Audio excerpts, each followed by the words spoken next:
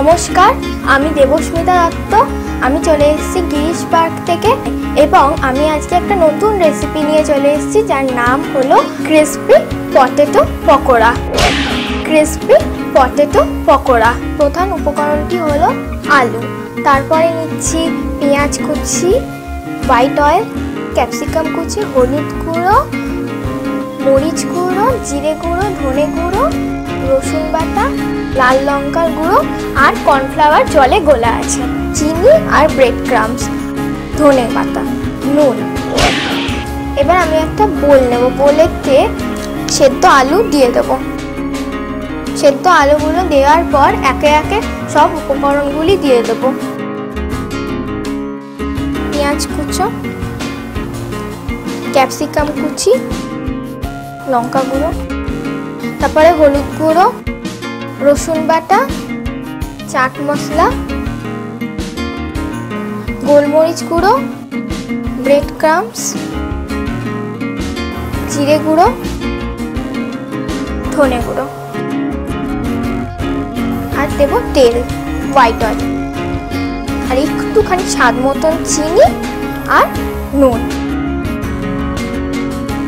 এবার এই সব কটাকে ভালো করে মেখে নেব। আমার মশলাটা তৈরি করা হয়ে গেছে। এবার আমি হাতে হোয়াইট অয়েল নিয়ে নেব। হোয়াইট অয়েল নিয়ে ছোট ছোট বল করে নেব, ঠিক ললিপপের শেপে। আপনারা অন্য শেপেও করতে পারেন, যেরকমটা ইচ্ছে। আমি এবারে এরমভাবে করে নিচ্ছি। আর প্রত্যেকটা আপনারা যে শেপের করবেন সেই শেপগুলো যেন প্রত্যেকটা সেম থাকে।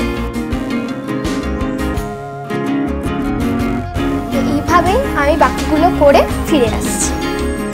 এবার আমার মশলাটাকে দিয়ে আমার ছোট ছোট বল বানানো হয়ে গেছে।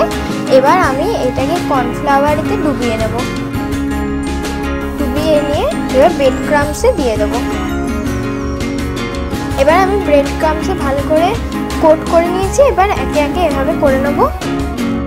প্রথমে কর্নফ্লাওয়ারে ডুবিয়ে নেব, তারপর ব্রেড ক্রাম্বসে কোট করে নেব।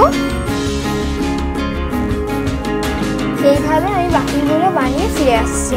এবার আমি এটাই তেল গরম করে নিয়েছি, তারপরে একটু ব্রাশ করে দেবো।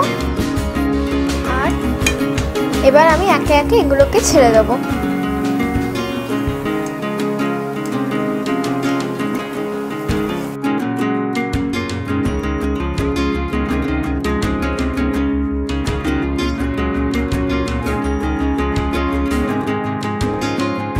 আমার এক পিঠ ভাজা হয়ে গেছে। এবার আর একটা পিঠ আমি উল্টে দেবো।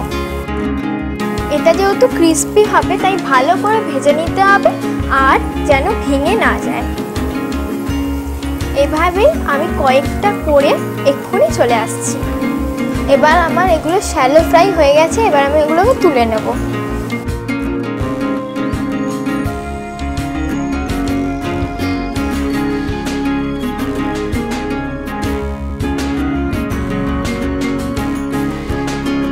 আমার এখানে রিং রিং করে কাটা পেঁয়াজগুলোকে দিয়ে সাজিয়ে দিচ্ছি।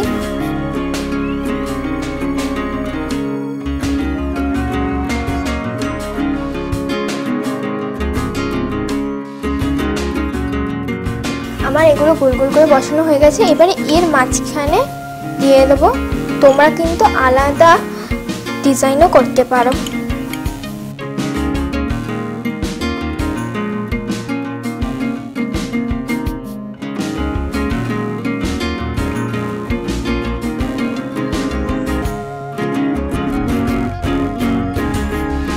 হয়ে গেছে আমার ক্রিসপি পটেটো পকোড়া।